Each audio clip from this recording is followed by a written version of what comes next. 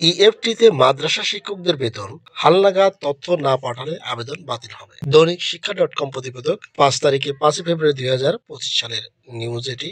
মাদ্রাসা শিক্ষা অধিদপ্তরের আওতাধীন বেসরকারি মাদ্রাসার এমপিওভুক্ত শিক্ষক কর্মচারীদের বেতন ভাতার সরকারি অংশ এমপিও ইএফটির মাধ্যমে পাঠানোর জন্য পাইলটিং কার্যক্রম চলমান রয়েছে।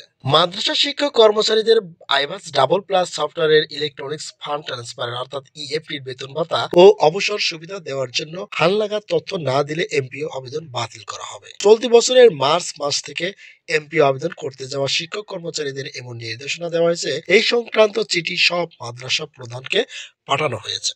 এক্ষেত্রে ব্যাংকের নাম, ব্যাংকের হিসাবের নাম, ব্যাংক অ্যাকাউন্ট নম্বর, রাউটিং নম্বর সহ আরো গুরুত্বপূর্ণ তথ্য দিতে হবে। বুধবার মাদ্রাসা শিক্ষা অধিদপ্তরের এক চিঠিতে এই তথ্য জানানো হয়েছে। চিঠিতে বলা হয়েছে, মাদ্রাসা শিক্ষা অধিদপ্তরের আওতাধীন বেসরকারি মাদ্রাসার এমপিওভুক্ত শিক্ষক কর্মচারীদের বেতন ভাতার সরকারি অংশ এমপিও ইএফটির মাধ্যমে পাঠানোর জন্য পাইলটিং কার্যক্রম চলমান রয়েছে। শিক্ষক কর্মচারীদের এমপিও ইএফটির মাধ্যমে দেওয়ার জন্য উল্লিখিত তথ্য আবশ্যিকভাবে হালনাগাদ করা প্রয়োজন।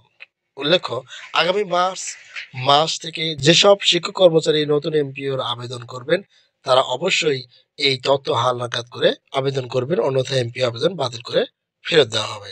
এই তথ্য হালনাগাদ করতে যে সকল তথ্য লাগবে সেগুলোর মধ্যে রয়েছে জাতীয় পরিচয়পত্র অনুসারে আবেদনকারীর নাম বাংলা ও ইংরেজিতে, বাবার নাম বাংলা ও ইংরেজিতে, মাতার নাম বাংলা ও ইংরেজিতে, জন্ম তারিখ, জাতীয় পরিচয়পত্র নম্বর, মোবাইল নম্বর, পদ ও পদবি, বেতন কোড, ছবি, যোগদানের তারিখ, ব্যাংকের তথ্য, ব্যাংকের নাম, ব্যাংকের হিসাবের নাম, ব্যাংক অ্যাকাউন্ট নম্বর, রাউটিং নম্বর ইত্যাদি। এমন পরিস্থিতিতে এই তথ্য হালনাগাদ করে নতুন এমপিও আবেদন অধিদপ্তরের মেমিস সার্ভারে পাঠানোর জন্য বলা হলো বলেও চিঠিতে বলা হয়েছে।